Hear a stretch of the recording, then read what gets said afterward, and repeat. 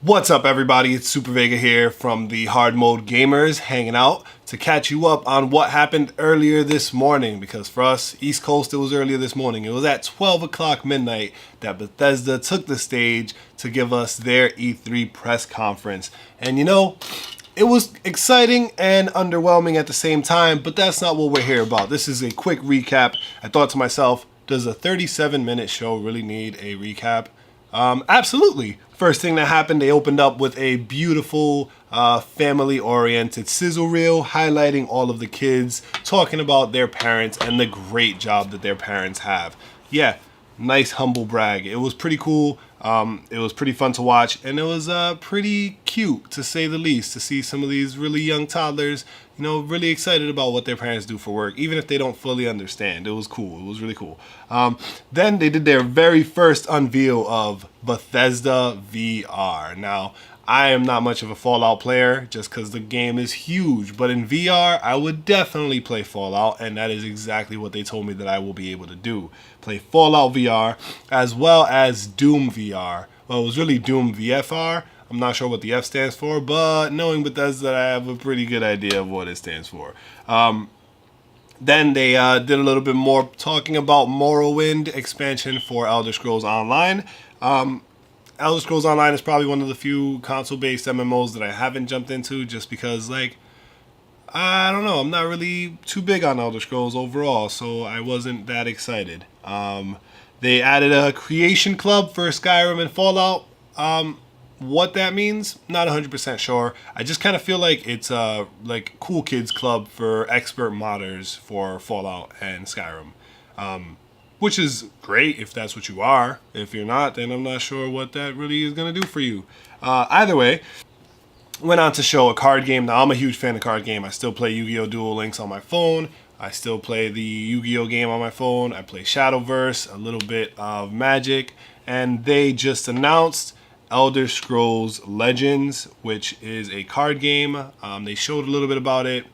I don't have much judgment on it until I get a chance to play it, so we'll just breeze right over that and get into one of the biggest announcements that everybody was looking forward to. That is Skyrim for Nintendo Switch. It turns out that this is actually happening, and it's not the BioShock Vita announcement that we expected it to be, where it was announced and then just kind of died and everybody just pretends it's okay. They showcased amiibo support, which means Link can be in the game somehow. I don't really know how that's going to go, but amiibo support for Skyrim and Skyrim on the go. How could you not be excited about that if you like Skyrim? A new Dishonored expansion was announced. It was called, let me make sure I got my notes right, Death of the Outsider. I did not play Dishonored. I do have Dishonored tarot cards, but I didn't play Dishonored 1 or 2. I wanted to. I just have a really hard time focusing on games when they're first person. Like, it's a real struggle for me. I don't know what it is about it. But it's changed with VR experiences, though. First person games are the best for VR. And I get really into them and really excited when I get a chance to play them in VR. So I might be diving into some more games that are first person if they're VR based. But other than that, I'm not really big on first person games. Which means that the next announcement also was not great for me. Quake Champions. It is the original esports game, as they made sure to make us very well aware of, because they're right, it is the original esports game. And it's back to its roots of multiplayer. I don't know. Multiplayer shooter. It's an arena shooter. Make what you want of it. My personal favorite announcement of the entire show, The Evil Within 2. Horror game fans unite. Horror games are coming back in all their horror-filled glory, and Evil Within is no exception. Evil Within 2 was announced, and it seems like it's picking up right where Evil Within 1 left off, even though on Evil Within 1 you had to buy DLC to really get the full ending of the story.